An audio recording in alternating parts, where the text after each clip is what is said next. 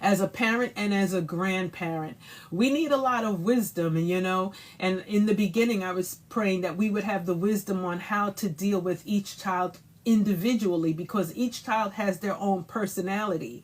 And it's been my experience, the way you dealt with one child is not necessarily the way that you can deal with another. What works and what reaches your first child, those middle children, those middle children tend to be a little different sometimes, so the way you deal with the oldest versus the way you deal with the middle versus the way you deal with the youngest versus the way you deal with the male and versus the female children.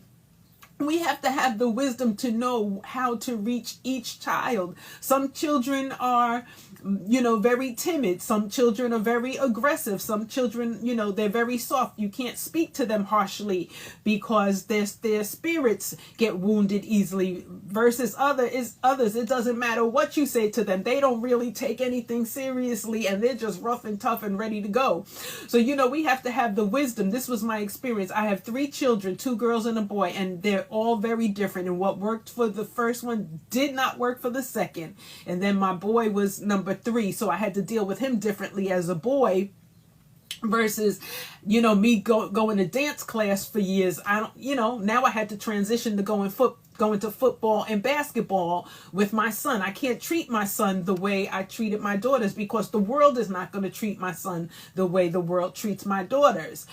So we have to have the wisdom to know how to raise each child, even though they're raised in the same household and you have the same rules and the same principles. The way we communicate with each child, we have to ask God to give us wisdom, because I'm telling you, what works for one, my middle child, she couldn't care less sometimes. But that was not the personality of my firstborn, and so